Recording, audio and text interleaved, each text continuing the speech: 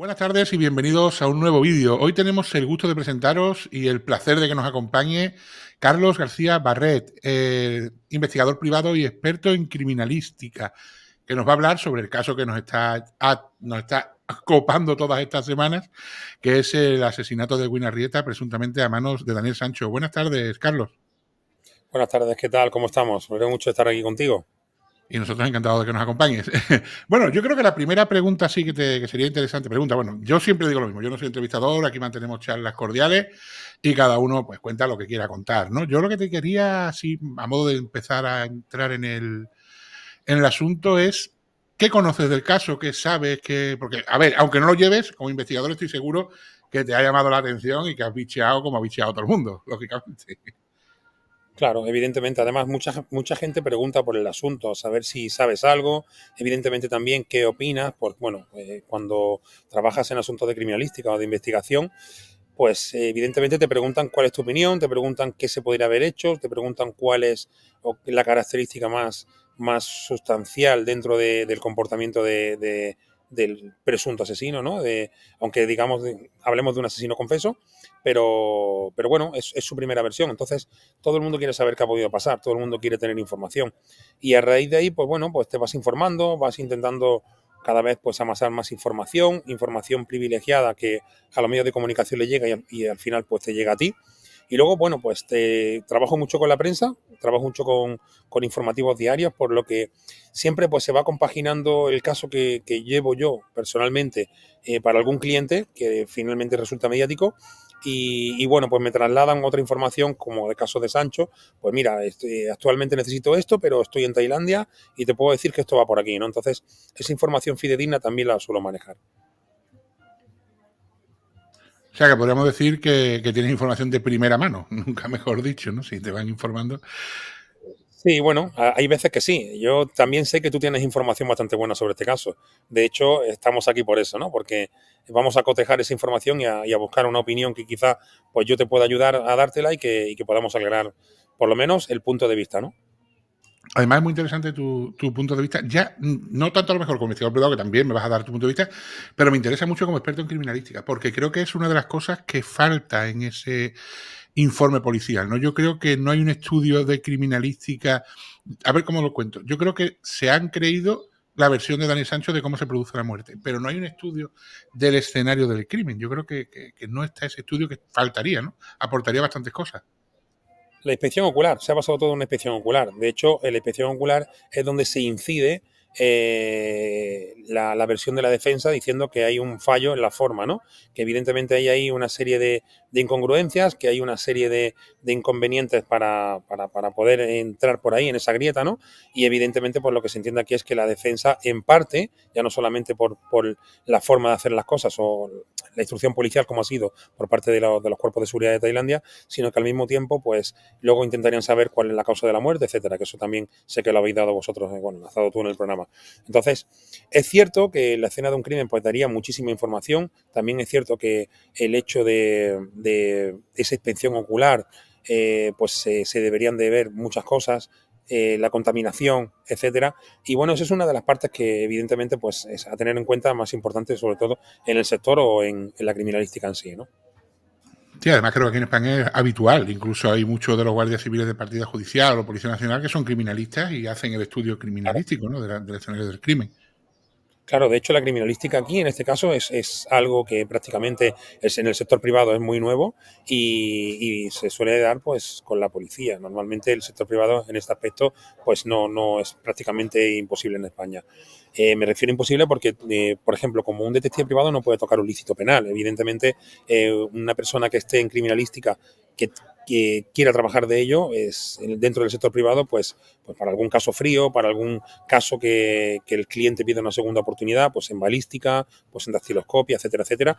Y bueno, una inspección ocular en este caso, pues tanto sea la escena de un crimen como la escena de un robo, pues se puede dar la ocasión. Entonces, aquí hablamos de un juicio muy mediático, un juicio que ya se ha prostituido hasta la saciedad en los medios de comunicación. Evidentemente se ha especulado muchísimo porque no hay una información tampoco muy concreta y todo ha sido condicionado, pues bueno, pues por personas que han entrado de las dos partes, sobre todo por la parte de la defensa, que han estado hablando y aportando informes periciales, y en este caso, pues esos informes, pues hay gente que los ha cuestionado, hay personas que dicen que es un trabajo que realmente pues les compete y que podría ser válido.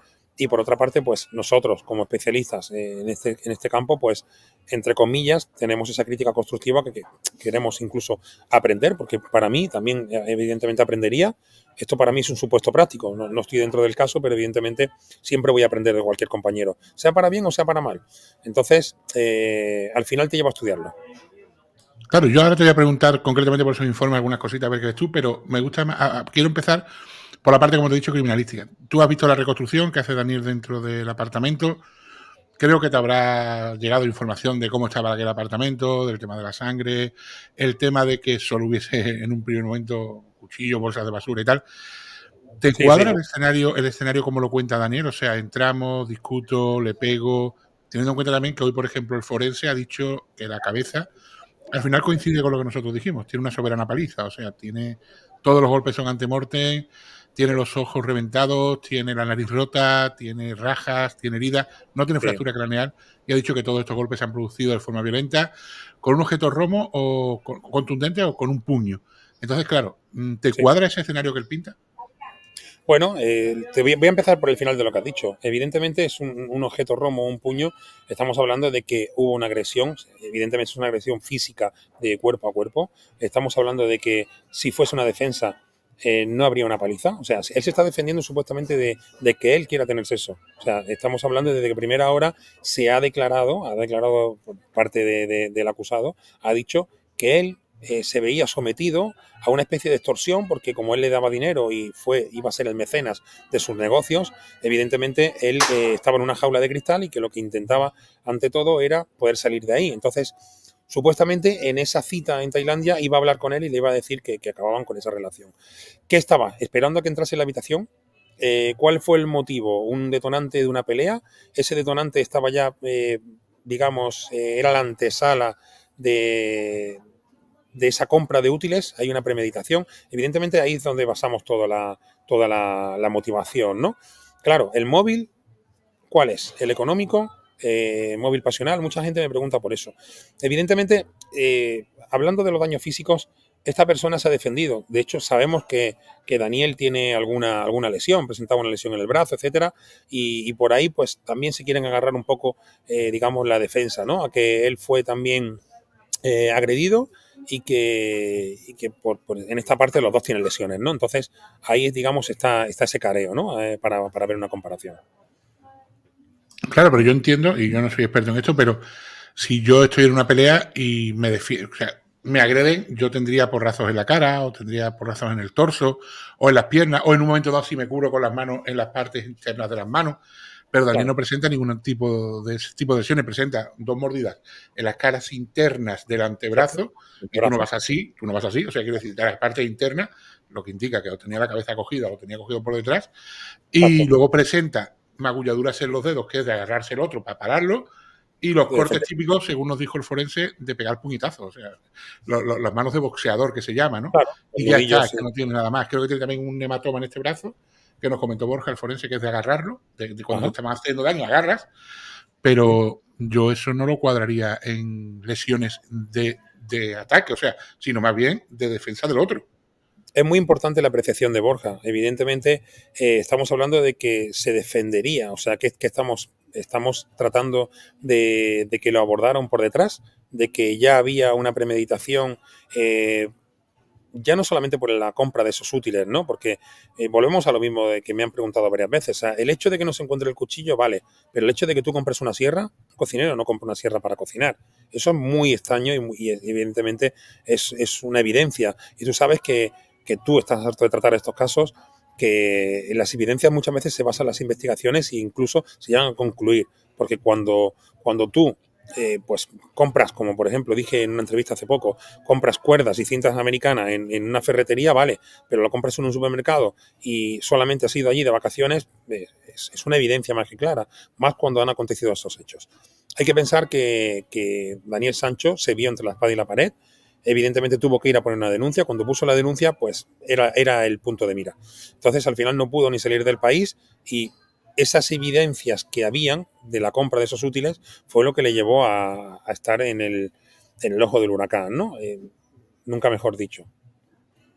Claro, y también tenemos que contar con el hecho de apartar 2 hoteles. O sea, tengo el Pambiman, que es donde tengo todas mis cosas, donde duermo, y aparto este otro, el Bugay Villa, en el que solo voy y deposito las compras que he hecho, los cuchillos, las bolsas de basura. Y luego, casualmente, cuando llega Edwin, en lugar de llevarlo a la habitación donde tengo todas mis cosas y él puede ducharse y tal, me lo llevo al Bugay Villa, que es el único sitio donde lo único que hay son los cuchillos, las bolsas de basura.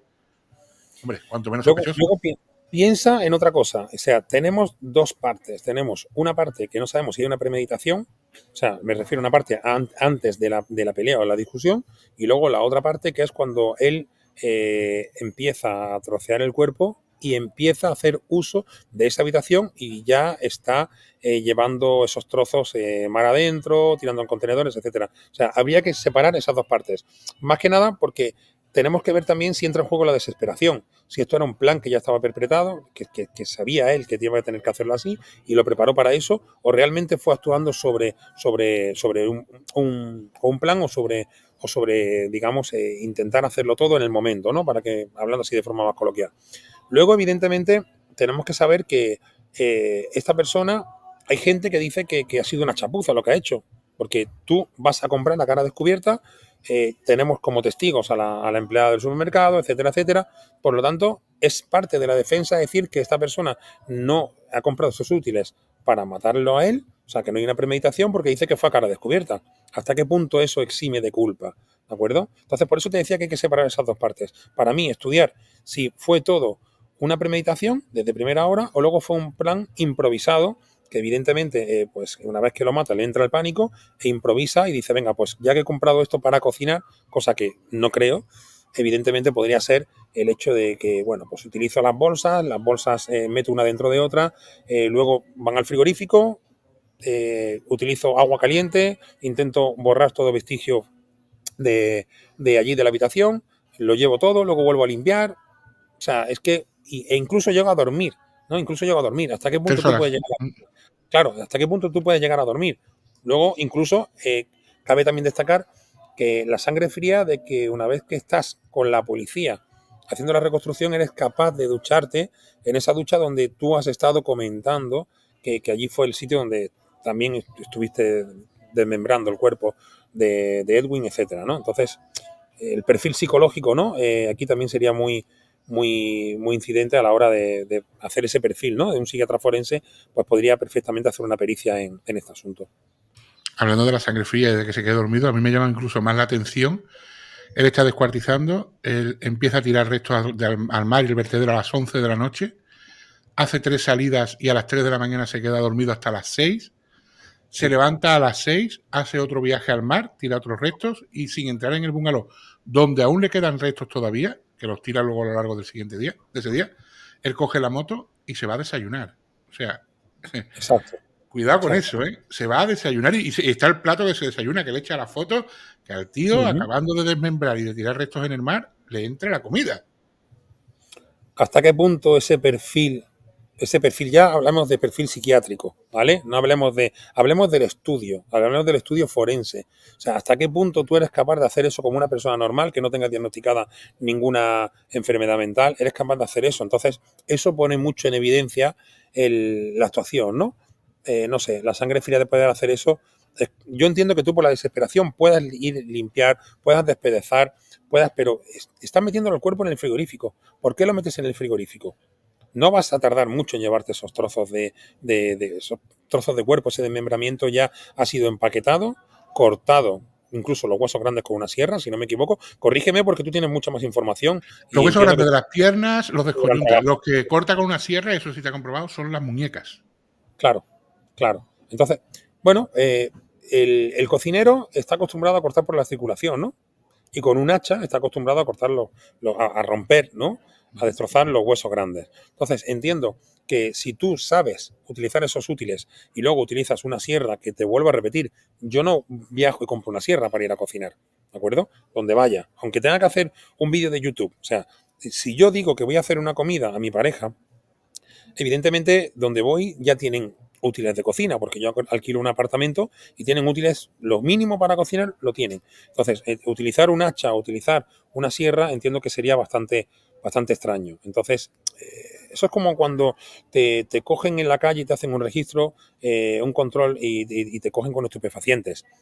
Al final, el grado de delito para meterte un delito contra la salud pública está en que tú lleves la droga en bolsitas o la lleves exactamente en 1 gramo, por ejemplo, para un consumo propio. Ahí tenemos el punto de inflexión donde realmente estaría el delito, ¿no? La interpretación que le darían, ¿no? Entonces, entiende que ese tipo de compra no se comprende.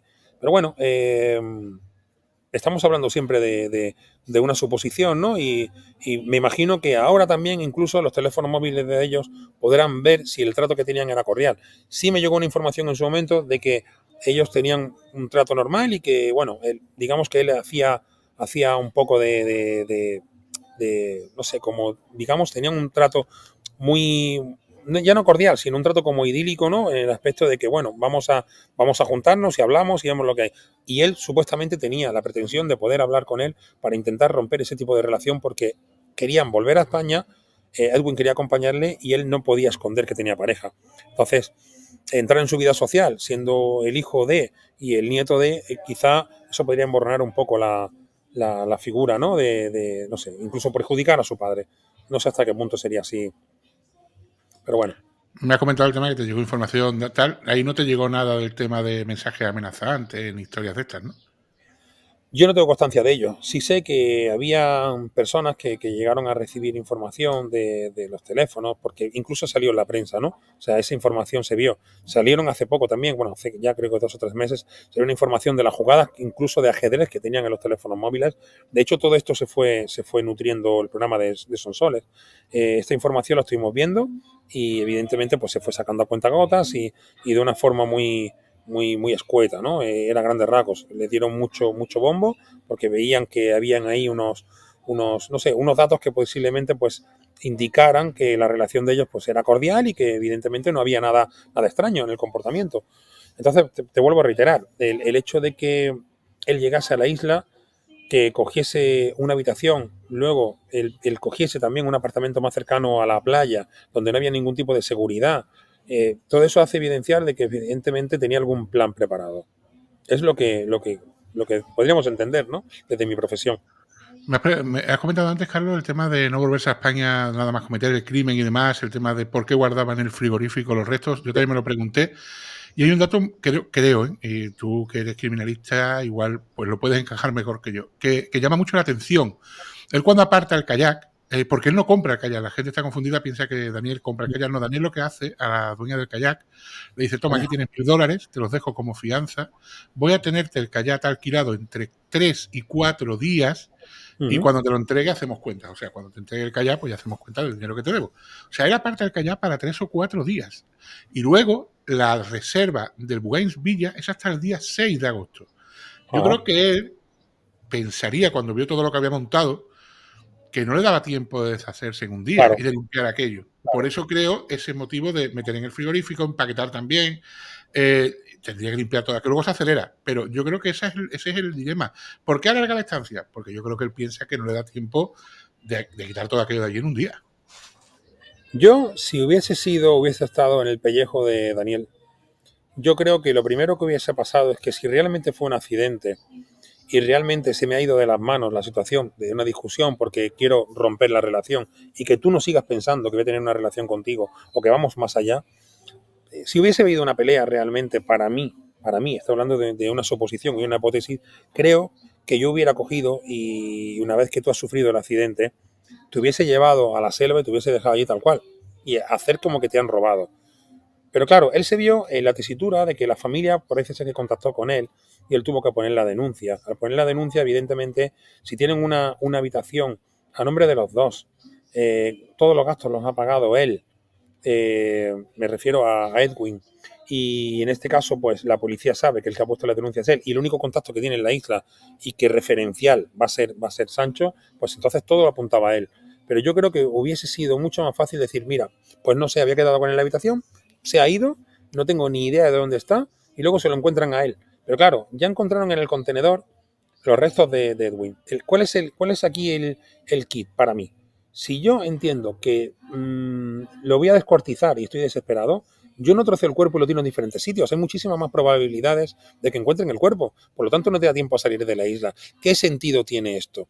Entonces, ¿qué sentido tiene para la defensa decir que no había una premeditación, ¿vale? Que puede ser que quepa, pero ¿qué sentido por otra parte tiene descuartizar el cuerpo y tirarlo por muchos sitios cuando sabes que hay mucha más probabilidad de que lo encuentren? Entonces, ¿qué se le pasaba por la cabeza a Daniel en este momento? No sé. Entonces, Yo, lo que se está hablando es de profanación. si te soy Solamente. sincero, el tema de esparcir por diferentes sitios, y puedo estar Ujú, equivocado porque yo no estoy en la mente de Daniel, creo que es por el hecho de hay huesos que son muy difíciles de cerrar, como es un fémur que es súper gordo y tal, sí, no creo que lo cerrase. Y yo creo que él cuando coge el kayak, porque es lo primero que hace es coger el kayak, adentrarse en el mar, ve inviable poder adentrarse a lo mejor con trozos demasiado grandes, como sí. puede ser la cadera, las Ujú, piernas. Y yo creo que eso es lo que a él le trastoca, porque si él hubiese podido tirar todo eso al mar, no creo que lo hubiese tirado al contenedor. Entonces, los trozos grandes, yo creo que a él le suponen un problema bastante grave a la hora de meterlo en el kayak. Y por eso se deshace ujú. de ellos en los contenedores. Creo que eso es una improvisación, el tema del contenedor. Toda su idea creo yo que era el mar, creo. Sí, que posiblemente lo que dices tú, que en tiempo y forma lo que haría sería decir, bueno, pues yo voy a tirar aquí esto y lo demás, ¿qué hago? ¿Dónde lo tiro? Pero no obstante, es un engorro tener que tirar de un cuerpo de 100 kilos. No sé cuánto pesaría Edwin porque no tengo la instrucción policial ni tengo tampoco el forense. Pero te podría decir que evidentemente tirar de 100 kilos es muy difícil. Tirar de 100 kilos de madrugada, subirlo en la motocicleta, llevártelo, vale. Pero dejarlo cerca, incluso con su ropa puesta, etcétera, etcétera, y decir que le han robado y que le han dado con algo en la cabeza y lo han matado, tienes que comprobar y tienes que probar que evidentemente no has sido tú. Entonces, a lo mejor, pues, no sé, hasta cierto punto hubiera sido mucho más fácil para él cuando hay delincuencia en cualquier país y más que saben que dentro de una isla tan pequeña al extranjero se le cuida muy mucho, ¿no? O sea, sabemos que esto ha sido un giro inesperado porque ellos cuidan mucho del turismo. Entonces, el hecho de que a esta persona la asesinen, para ellos tener que buscar una solución y hacer una buena instrucción, que luego sí es cierto que la instrucción no ha sido una cosa que se ha llevado a cabo tan minuciosamente como quizás lo hagan en nuestro país, ¿no? O sea, no es tan limpia, no es tan clara, ese protocolo, pues bueno, llevárselo a un buen restaurante y prometerle algo, eso sí juega en favor de la defensa. De hecho, yo no voy a abogar ni por una parte ni por otra. Te estoy dando mi opinión, como tú me estás preguntando, y veo incongruencias por una parte, por parte de la instrucción policial. Evidentemente tendría que haber un secretario. Lo que estaba hablando el abogado de la defensa es que la forma tampoco jurídica no ha sido la correcta y evidentemente pues esto tendrá que ir a un tribunal internacional seguramente para que puedan pelearlo. Pero para mí esto está muy sentenciado ya, ¿eh? Ya lo dijo Frank Cuesta, lo dijo Toyupa, la gente que conocen bien el planteamiento y la forma de pensar y de Tailandia y luego evidentemente el protocolo que tienen ellos tanto de vestimenta como de comportamiento dentro de una sala, ¿no? Yo me gusta hacer un ejercicio, que esta mañana lo he hecho en uno de mis directos, y es el siguiente. Vamos a quitar la investigación policial, vamos a quitar las declaraciones de Daniel, vamos a quedarnos solamente con los datos objetivos, ¿vale? Solamente con los objetivos. No, no. Las cosas que son comprobables, quiero decir, las cosas que no se manipulan, Claro, que son claro. comprobables. Como son, Nosotros por no vamos a ejemplo, jugar, no vamos a no, no, jugar quiero nada. decir, vamos a quitar de aquí, vamos a quitar de la ecuación. Declaración de Uh -huh. Daniel, denuncia de Daniel Sí, y la investigación policial en cuanto a cómo lo mata, cómo no lo mata. Era mi teléfono el que ha sonado, sí, disculpa. Y vamos a quedarnos con los objetivos. Vamos a quedarnos con las cámaras de vídeo que están sí. grabados y registrados y vamos a quedarnos con Uh las -huh. reservas de los hoteles y vamos a quedarnos con las compras que hace y los tickets de compra. Vale, si tenemos eso, solamente teniendo eso, tenemos que Daniel llega a la isla, alquila una moto y se aloja en el Panviman, que es el hotel que ha reservado Edwin Arrieta y que ha pagado Edwin Arrieta. Duerme la noche del 1, o sea, del 31 al 1. ¿Vale? Sí. El día 1, cuando a mediodía por ahí, aparta el ¿Oh? Bugais Villa, Sí, el otro hotel. Además, el bungalow número 5, que es el más sí, alejado de los que hay. Coge sí, la sí, sí. moto, a mediodía por la tarde, se dirige al Bugais Villa, coge las llaves y se va a comprar Ajá. los cuchillos. Se va a comprar los Sí, cuchillos. Coge los sí. cuchillos y los lleva al Bugais Villa y los deja allí. Y ahora ¿Mm? coge la moto y se vuelve a su habitación a dormir. Eso es el Correcto. día 1. Ahora, el día Sí, 2 se levanta, vuelve al Bugais Villa y realiza otra serie de compras para comprar otro cuchillo que le faltaba, no sé qué historia, y lo vuelve. sí, Eso ya el mismo día que llega Edwin, ¿eh? Por la mañana, sí, a las 12 y pico de la sí. mañana. Coge esos cuchillos, los vuelve a llevar al Bugais Villa y de allí se va a recoger a Edwin, al muelle. Ajá, en la moto. Recoge en la moto, recoge a Edwin y en lugar de tirar para el Panbyman, que es donde tiene todas las cosas Daniel, donde Edwin Ajá. tiene su habitación, se puede duchar, se puede cambiar y Sí, puede sí, estar sí, sí. tranquilo, lo lleva al Bugais Villa, el único sitio donde están los cuchillos y los productos de limpieza. Ajá. No hay otra cosa. Pasa lo que tenga que pasar y en torno a las 11 de la noche empieza a salir con bolsas. Tira en el vertedero, tira en el tal, desaparece a las 3 de la mañana, entra en el bungalow y ya no sale más hasta las 6, porque se queda dormido, entendemos, Ajá. ¿no? Claro. Sale a las 6, realiza otra salida a la playa a tirar más bolsas y cuando llega no entra en la habitación y se va en la moto. Digo no entra en la habitación porque se lleva la mochila donde lleva el cuchillo y la penta. Si hubiese entrado en la habitación lo hubiese dejado en la habitación. Sí, sí, sí. Coge la moto y se va a la Arantara. ¿Por qué va a la Arantara? Porque está justo al lado del Panbiman. Ajá. Entonces, paran en la Arantara, desayunan en la Arantara por la mañana y se le olvida la mochila con el cuchillo, las vendas y todo esto, que la recoge la Sí, policía luego a las 9 y pico sí. de la noche. De la Arantara se va al Panbiman. ¿Por qué va al Panbiman? Pues porque el Panbiman tiene reserva solamente hasta el día 3 de agosto y va a Ajá. entregar las llaves, a recoger sus pertenencias y ahora ya con todas sus cosas coge la moto y se vuelve a ir al Bugais Villa, ¿no? Sí, sí, sí. Esas son las cosas que podemos demostrar. O sea, quiero decir, esas son cosas que ahí no entran ni declaraciones ni Esta es testificables. la instrucción, claro, que Ya está. son condicionadas. Sí, sí. Esto Tenemos un está todo tío. demostrado con cámara de vídeo, etcétera, etcétera. Entonces, yo creo Vale, que lo que es la premeditación y demás, yo no sé cómo lo mata, pero que hay una premeditación, por lo menos creo que salta a la vista. Solo con los se datos ve, objetivos, ¿eh? se ve un plan, ¿no? De actuación. Pero luego hay cosas que también el cuchillo nunca se encuentra. El cuchillo sí se encuentra, lo que pasa es que aparece 15 días después. Claro, pero no se encuentra en la cena, Sí, está en la ¿no? escena, pero se le olvida a la policía. O sea, el cuchillo está allí, en la escena.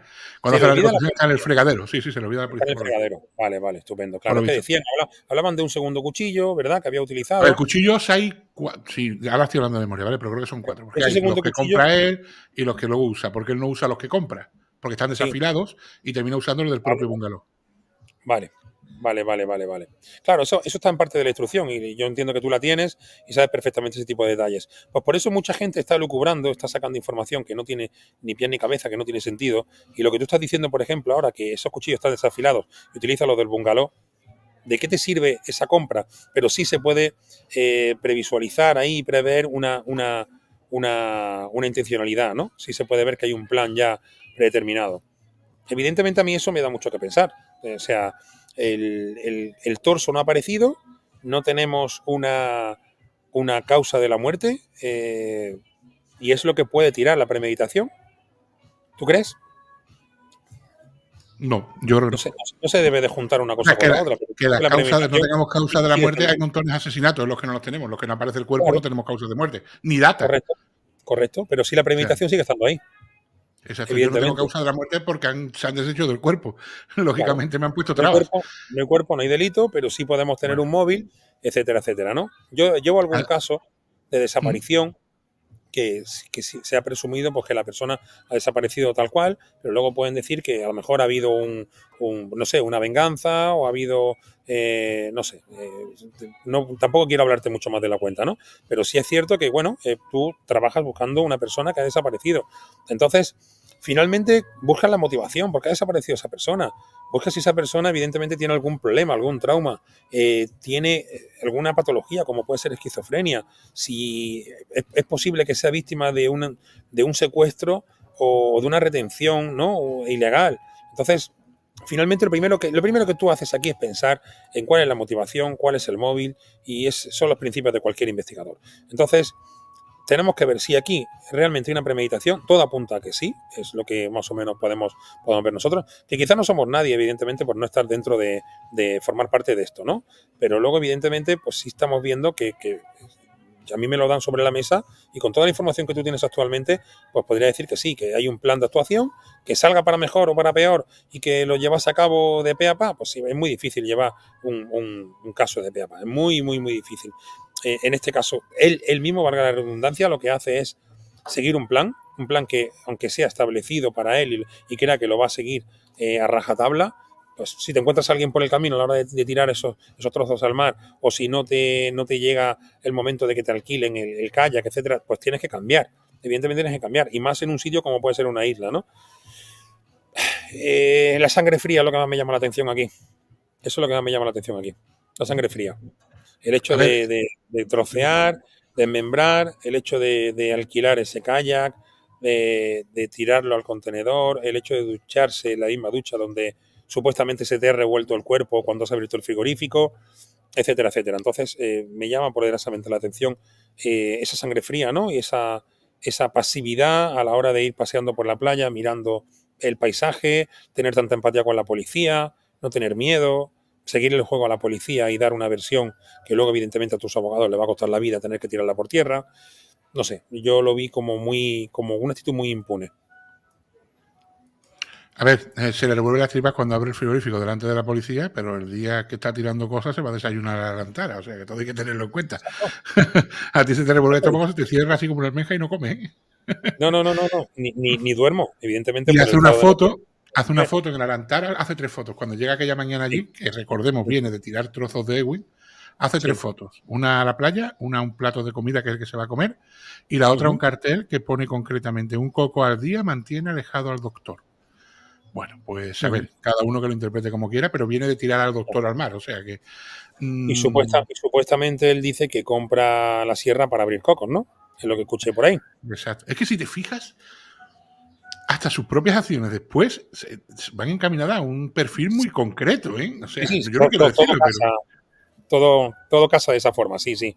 Es cierto que es muy, llama mucho la atención el hecho de que al final pues todo tiene una interpretación para él y una lógica, que luego al final también para los peritos de esa parte pues tiene la misma lógica, como el tema de la bolsa de la basura, etcétera, etcétera. Pero bueno, ya está, o sea, también es verdad que, o sea, no es criticar a ningún compañero, es simplemente el hecho de que si este juicio al final es mediático y tú has aportado un informe, el cual pues ha salido a los medios de comunicación y la gente habla de ese informe, pues la crítica constructiva al final todo el mundo la va a hacer, ¿no? Estás expuesto a que todo el mundo lo vea. Yo cuando preparo un informe pericial y tengo que ir a ratificarlo a un sitio, es totalmente privado. Evidentemente, el hecho no, porque si al final el hecho es mediático, la prensa va a buscar a los culpables, a los implicados, a los familiares, y bueno, pues quieren saber. Evidentemente, por ejemplo, tú te estás nutriendo de un informe en el cual pues estás sacando la documentación para que tus oyentes y tus seguidores pues se enteren bien y puedan tener la información pues privilegiada, incluso que sea confidencial, pero que ya se pueda sacar a la luz, para que tengan, que ellos mismos puedan pensar por libremente y que no te condicione nada, ni ninguna cadena ni nada, y puedan saber lo que hay. Pero el hecho de que tú saques tu trabajo a la luz es el hecho de que te critiquen. Ellos han recibido un aluvión de críticas porque mucha gente cree que esa defensa no tiene sentido o que esa defensa pues realmente no tiene fuerza. Pero bueno, es su trabajo, tienen que hacerlo. Evidentemente, también tenemos que ver que la presunción de inocencia es para cualquier persona y él tiene que demostrar de que, bueno, pues esto fue un accidente, fue un homicidio involuntario, ¿no? Fue una pelea, yo me defendí, hay una antesala que en este caso es que me tenía extorsionado y, y bueno, y no puedo decir otra cosa más que pedir disculpas a la familia de Edwin, ¿no? Es lo que él ha dicho.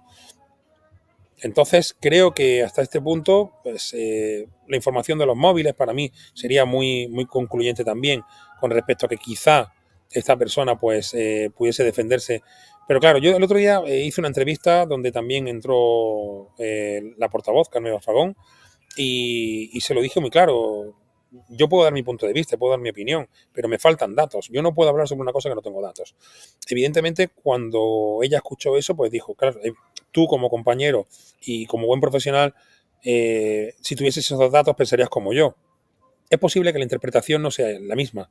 Yo quizás pueda tener otra interpretación. Lo que estamos hablando tú y yo es lo que bien has dicho. Las cámaras dicen y dan un recorrido y han hablado de lo que pasó. Entonces, el hecho de preparar todo un escenario para que luego al final se concluya en lo que supuestamente ha sido un accidente, me sobran cosas.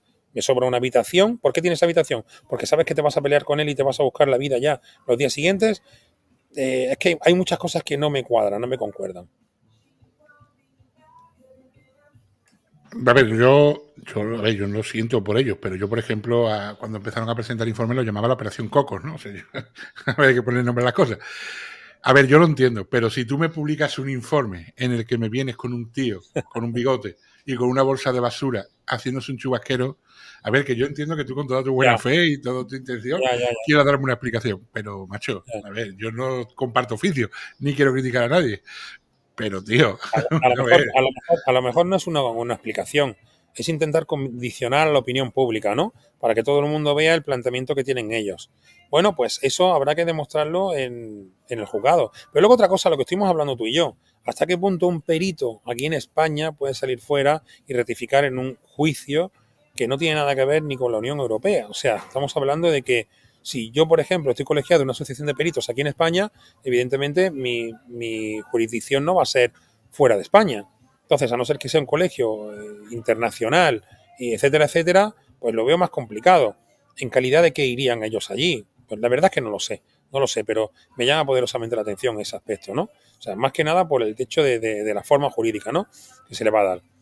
Entiendo que el abogado de Daniel, el tailandés, es un hombre de trapo, está allí puesto porque tiene que haber una figura jurídica, pero por otra parte, el asesor que tiene aquí en España, el señor Montes, pues está muy, muy, muy curtido en estas batallas, para mejor o para peor, está muy curtido en estas batallas.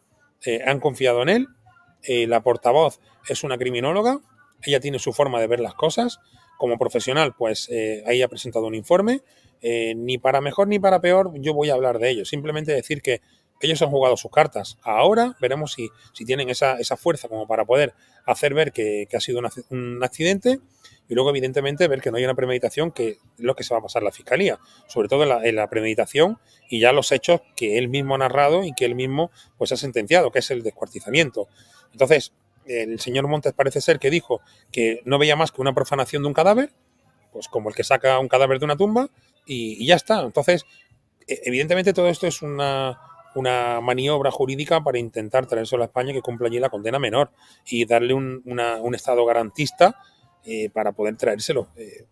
Pero bueno, es mi humilde opinión y me baso en lo que ellos han estado comentando en los platos de televisión y viéndolo a grandes rasgos. criminóloga y abogada, Carmen Marfagón. Pero Sí, sí, bueno, sí. ella se supone que va allí para ratificar su informe, según tengo yo entendido. Es más, ella tiene que ir, si no me equivoco, va esta semana.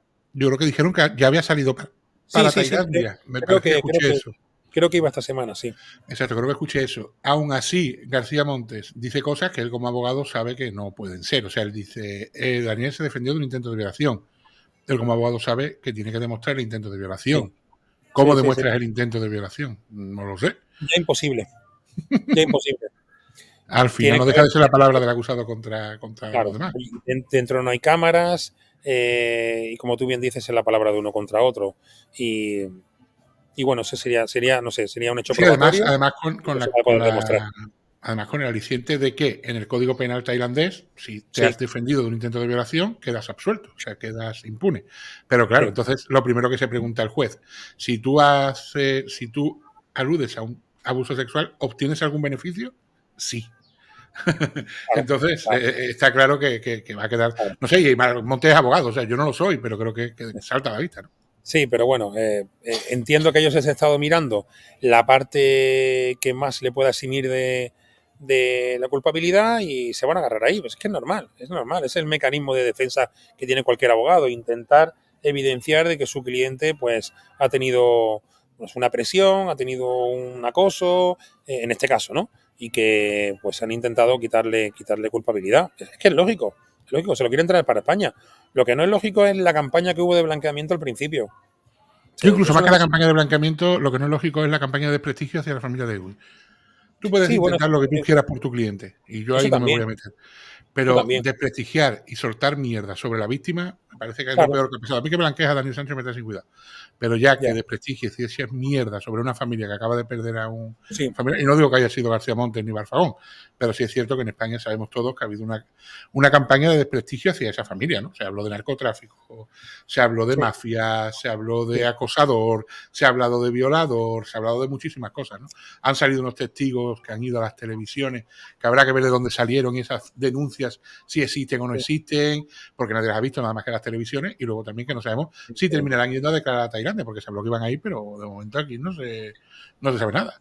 Y para mí, el abogado que está en la acusación particular, que por otra parte decían que no estaba la acusación particular, él tuvo que sacar una documentación en la prensa para demostrar que sí y tal, y no tiene por qué defenderse de acusaciones de la otra parte, pero parece ser que lo hizo, ¿no? Para intentar, pues, dar transparencia a todo. Entiendo que está haciendo muy buen trabajo. Juan Gospina está haciendo muy buen trabajo. Más que nada porque está en su sitio, está intentando restaurar esa imagen que tú estás diciendo, que por eso te estoy hablando a coalición de lo que tú me estás comentando, y que evidentemente no tenga que haber sucedido nunca. Ya no es que hables de que sea un país corrupto, de que a cambio de dinero se puedan cambiar sentencias, de que la policía es corrupta, que por eso quitaron ahí a Big Jock, etcétera, etcétera, sino una familia que no tiene nada que ver, sino que recibía un dinero que esta persona, Edwin Arrieta, mantenía económicamente a toda la familia porque era una persona que había tenido su trayectoria laboral bastante notoria, y que tú llegues ahora y digas en cualquier plato de televisión que esta persona pues vendía droga, etcétera, etcétera, y tenía relaciones con el narcotráfico. A mí sí es verdad que me llegó una información desde primera hora que decían que él sí estaba amenazado por cárteles de la droga, porque llegó a operar a una chica que era novia de un narcotraficante y tuvo problemas. Pero eso no tiene nada que ver con el caso. Eso fue una información que me llegó a mí por terceros, de amigos de allí, que puede ser que sea verdad y puede ser que sea mentira. Al final todo esto, pues se creó un halo de cotilleo, ¿no? Digámoslo así, que realmente pues a nosotros en el trabajo no nos sirve para nada. Es una información que estaban dando y al final pues todos nos vinculamos un poco a lo que decía la prensa. La prensa iba cogiéndolo todo con pinzas porque no tiene nada que fuese relevante realmente, excepto la declaración de Daniel Sancho. Entonces, entendemos que la defensa se tiene que agarrar a eso porque la defensa digamos, está siempre condicionada a la declaración primera que hizo Daniel y luego, pues evidentemente se ha ido parcheando, viendo que tenían que sacarle de ese relato y que no iban a tener otra opción de salvarle si no lo cambiaba. Entonces, bueno, veremos lo que pasa en el juicio. Sí, los juicios, ¿sabes? Al final puede pasar cualquier cosa. La cuestión es que, claro, a mí me llama mucho la atención también que García Montes o Carmen Barfagón se pongan a valorar el comportamiento de la hermana de Edwin en un plato de televisión. Pues yo creo que en eso no tendrían que entrar. Ellos son defensa de Daniel o portavoz de Rodolfo, pero entrar a valorar cómo habla o llora una familia de una víctima, creo que eso está fuera de lugar desde su ámbito profesional, que me puedo equivocar. Al final, como tertuliano de televisión, sí, pero entonces, ¿cómo vamos a televisión? ¿Como abogado o como tertuliano? Porque eso a lo mejor tendrías que poner ahí la línea. Oye, pues yo soy portavoz de Rodolfo o soy tertuliana de Sálvame. Depende de lo que estés jugando. Es parte del show, ¿no, amigo? Al final... Sí, pero yo siempre digo lo mismo. Cuando tú vas como portavoz de pastel. Pero cuando tú vas como portavoz de, no hablas en nombre tuyo, hablas en nombre de. O sea, quiero decir, en el momento que Barfagón se siente un plato y dice, soy portavoz de Rodolfo, todo lo que digo es por voz de Rodolfo. A mí me han llamado medios de comunicación para pedirme mi opinión y he dado mi opinión, pero evidentemente te vuelvo a repetir, yo no tengo ni los datos ni soy nadie como para poder hablar del asunto, a no ser que sea como contigo coloquialmente y decir, tenemos esto sobre la mesa y vamos a comentar como personas que estamos metidos en asuntos así, ¿no? El hecho de dar una opinión y que luego la gente, cada uno piense lo que quiera, ¿no? Que cada uno interprete como quiera. En esa parte vale, pero yo no puedo salir a dar una declaración en calidad de investigador y que se me tome una palabra como que yo digo algo cuando todo es supuesto y todo es... también se va a agarrar con pinzas. Entonces, no tiene ningún sentido. Entonces, como tú bien dices, si sale una parte directa como es la hermana de la víctima, creo que no se le debe de cuestionar. No tenemos por qué salir en alusiones cuando creo que realmente no es necesario. Defiéndete no en un plató, sino en el juzgado. Y da tu versión en el juzgado, que yo creo que es tu parte y tu función dentro de esa defensa, ¿no? Creo que eso sería lo más normal. Pero bueno, claro, esto al final es un juego, ¿no? De formas y de no sé, de intentar mantener la vela ahí hasta que llegue el juicio y de que no se le culpe mediáticamente, ¿no? Es lo que entiendo que se ha hecho aquí desde primera hora. Yo creo que todo el revuelo gordo para ellos ha venido cuando le han dado en toda la línea de flotación cuando llegó Beatriz de Vicente a España. O sea, quiero decir, en el momento que sale diciendo el abogado de Tailandia de Pastel, que se lo ha dicho Daniel está solo, su asistente es su padre, pues hostia, eso los ha hundido. ¿Por qué? Porque dices tú, Bueno, es que los Ospina han contratado a dos abogados tailandeses que los han puesto allí, que están allí, y el primer día de juicio estaban allí los Ospina. Estaba Wango, estaba su abogada y estaba también el jefe de prensa. O sea, ellos se han estado allí con todo y ahora vuelven a estar. No han dejado solo a la acusación y como que yo digo, ellos son acusación, o sea, no son ni defensa. Y ahora el defendido está solo. Oye, pues cuando dio una Beatriz y soltó eso, yo creo que le ha pegado, pero fuerte a Yo los dos, ¿eh? creo que hubo mucha premura por la parte de la defensa. Hubo mucha premura en llegar a Tailandia, el intentar tener el protagonismo, el intentar condicionar a los abogados que habían allí, en intentar quizá pues hacerlo bien o hacerlo a la manera de ellos, que entiendo que cada uno tiene su forma de trabajar, porque mucha gente estaba criticando la forma de actuar de García Montes y a lo mejor él luego le va bien. O sea, no podemos decir que... Pero es verdad que es un poco kamikaze el hecho de que tú quieras llegar a un trato cuando realmente tu cliente es confeso. Entonces, ¿hasta qué punto todos los colaboradores de televisión llegan a tener el mismo criterio? Piensan que es un poco kamikaze esa actuación. Por lo tanto, estás confiando. Luego, por otra parte, la mujer de Rodolfo Sancho, la madre de Daniel, se pelea con ella cuando siempre han tenido una relación cordial, viendo que tiene una defensa que a ella no le gusta porque es digamos, el futuro, la vida de su hijo. Entonces, al final aquí se crea un circo mediático porque, bueno, entramos ya, como tú dices, en un sálvame y bueno, entiendo que esa premura de llegar allí al país, de tener esa notoriedad, quizá pues pasó factura e incluso ya ni dejándoles entrar en el país prácticamente, ¿no? Como por no tener una visa de trabajo, ¿no? Se llegó a escuchar, etcétera, etcétera. Entonces, bueno, es parte del juego, ¿no? Como suelo decir siempre. Sí, yo creo que este caso, el problema que ha tenido, bueno, el problema, yo creo que este caso lo que hace diferente a este caso de los otros es que Sí, saltó de la crónica negra al corazón. Entonces, claro, exacto. hay mucha más audiencia en el corazón, hay mucha más Claro. repercusión, la forma de tratar los titulares son diferentes. De hecho, cuando yo veo la rueda de prensa que da la Sí. policía y veo las preguntas que hacen los periodistas, lo primero que pienso es, ¿ha ido algún periodista de sucesos a cubrir la rueda de prensa? Porque esas preguntas no son típicas de los periodistas de sucesos. O sea, Ya, me ya, quedé ya, ya, ya. sorprendido.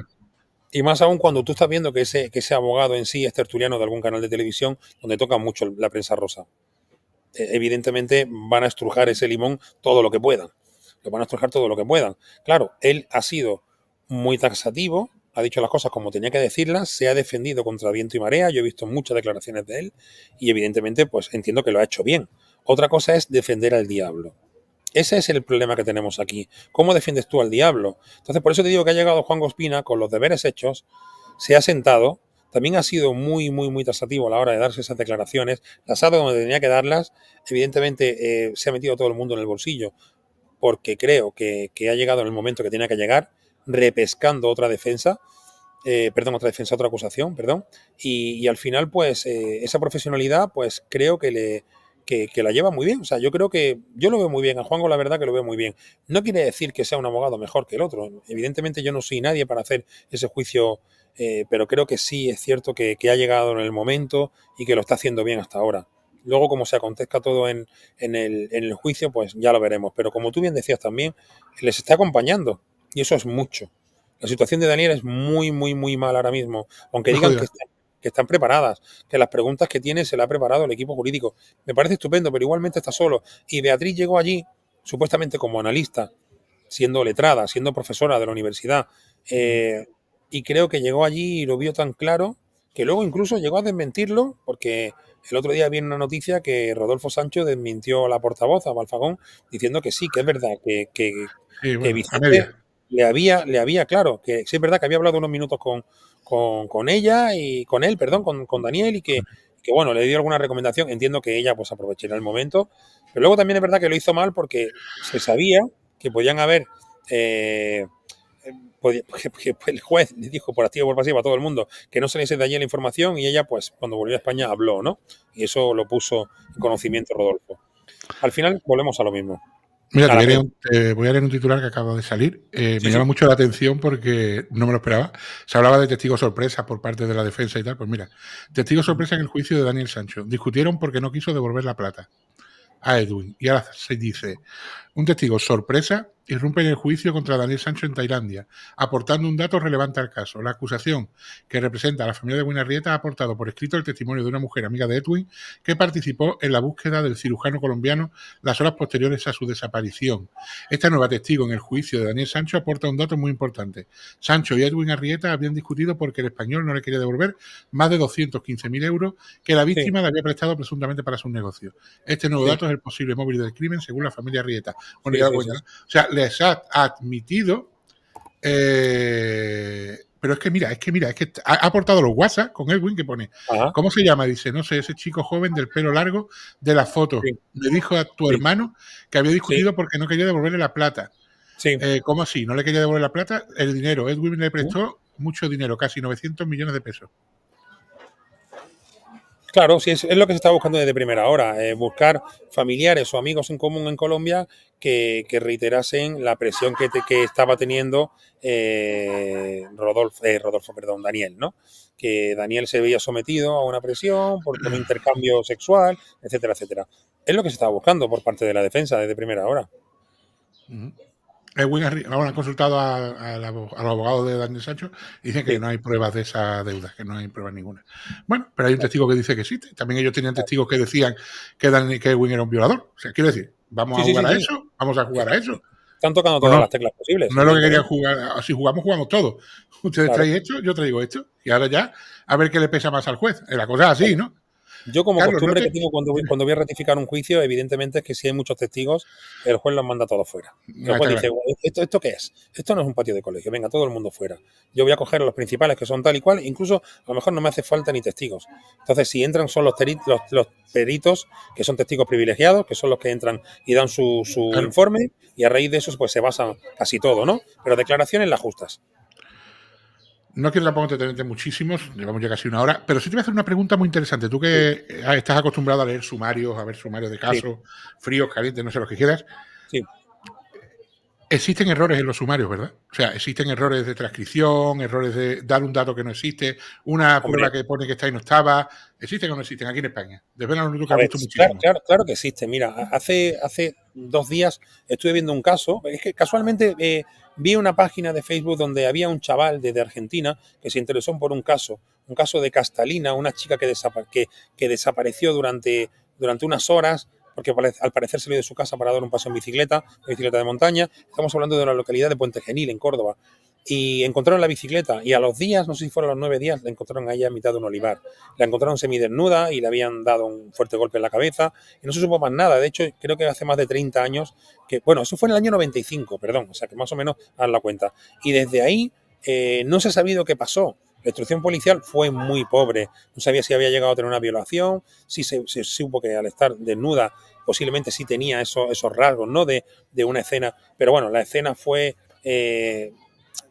digamos que la escena fue contaminada en todo momento porque llegaron allí gente del campo, no se supo nunca nada, habían quizá algunos testigos que en este caso pues era algún sacerdote que escuchó una confesión de alguien y bueno, lo llamaron y por la privacidad que tienen no pueden hablar, etcétera, y se quedó ahí. Ya no es que hablemos del año 95, que no, en el 95 evidentemente la policía está muy preparada, sino que el grupo o el equipo de la zona pues no llegue a trabajar de una forma correcta. También te digo que no hay homicidios, no hay grupos, me refiero, de homicidios en todas las localidades. En Jerez, por ejemplo, también el crimen de Juan Holgado, el cual conozco bastante de cerca, estuve incluso con el padre. Pues bueno, pues el hijo trabajaba en una gasolinera, en esta gasolinera entró no se sabe cuántas personas, pero aproximadamente hay una cuenta de cuánto pudieron haber en un atraco. Entraron, apuñalaron a este chaval, creo que fueron hasta 25 puñaladas, salió de allí y llegó la limpiadora de la gasolinera, limpió toda la escena del crimen y ahí se quedó, porque en Jerez no había un grupo de homicidios, ¿sabes? Entonces, claro, finalmente pues se pudo intentar reabrir con un tetrabric, que había sangre de la víctima, etcétera, etcétera. Pero bueno, de la víctima y de un forcejeo que hubo previo. A ver, Carlos, te preguntaba lo del sumario, te voy a decir por qué concretamente. Te preguntaba lo del sumario concretamente por lo que pasó ayer. No sé si está... Bueno, ayer, lo que pasó es... No. Vale, bueno, pues lo que pasó fue que salió Telecinco y decían en el sumario, en los restos de la playa, ponía que había aparecido el Sí, de lo que estuvimos hablando, y sí. que el juez preguntó. Vale. es real. En el sumario pone en uno de los informes que se hace en el día 5 de septiembre que aparece en la playa el tórax. Pero claro, yo me voy, cojo la documentación y me voy al día 6 de agosto, cuando aparecen esos restos, que está el informe del levantamiento del cadáver y están bien enumerados. Cabeza, 2 manos y los 2 antebrazos. O sea, es un error realmente de transcripción entre un informe y el otro, ¿no? Y aquí se daba como un fallo total. Y claro, yo me refería a eso. ¿Existen ese tipo de fallos también en España? ¿Ese tipo de que ponga una cosa en uno y luego a lo mejor en un informe se confundan y pongan otra cosa? Hombre, estaba hablando de la transcripción. La transcripción de un idioma a otro puede haberlo. Pero aquí en España... No, aquí no hay idioma a otro de Tailandia. Resulta que, como todos los sumarios, tú tienes el informe de levantamiento del cadáver de la playa, en el que enumeran los restos que hay, el informe del forense, en el que se enumeran también los restos y a los que se le hace la autopsia del forense de esos restos, y eso se produce entre el 6, el 8 y el 9 de agosto. Se encuentran los restos y luego todos los informes hasta el 8 y el 9. Y luego el día 5 de septiembre, algún policía hace una transcripción que la incluye en el sumario y pone que se ha encontrado el tórax entre esos restos, ¿no? Como que estaba el tórax ahí. Que es un fallo de ese policía. Entonces, la pregunta sería, ¿te has encontrado con algo así alguna vez en un sumario español? Que al transcribir o al hacer algo así, algún policía se haya equivocado y haya puesto a lo mejor una prueba de más o una prueba que no estaba o algo así. Bueno, para mí evidentemente sí, te podría decir que sí. Hay cosas que se han comprobado y evidentemente pues no se han sacado, se han sacado de conclusiones solamente, pero no de la prueba en sí física.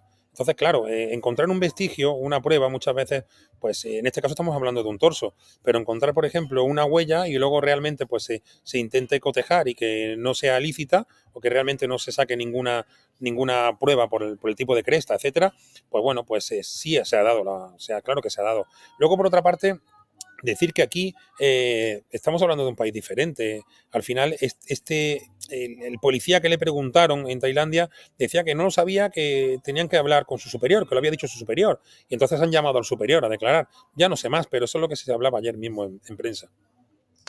Bueno, Carlos, pues de verdad, hoy ha sido un placer tenerte con nosotros. Te llamaré para más casos porque sé que llevas casos que yo también llevo. Así que no va a ser la primera vez ni la última que estés por aquí con nosotros, siempre y cuando tú quieras venir, claro.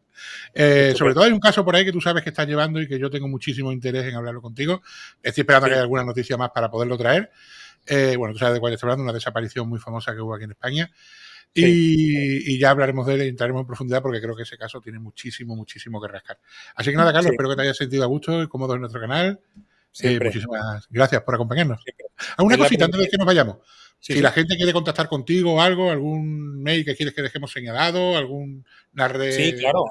Si quieres te dejo el email y lo puedes apuntar en mi página web. Igualmente, el nombre es spyinvestigación.com. O sea, spyinvestigación.com. Ahí pueden escribir cualquier email y es el email de despacho. Por lo tanto, no hay ningún tipo de problema a la hora de contactar. Y si no, pues bueno, lo puedes dejar escrito. Y bueno, yo tengo un canal también de YouTube donde solamente subo entrevistas mías. Esta evidentemente la subiré.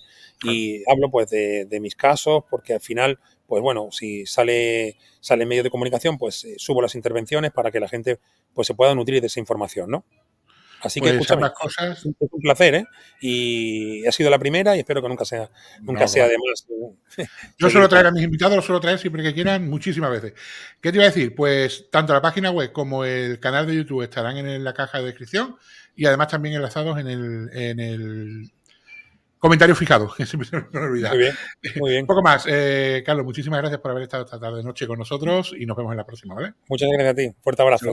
Chao.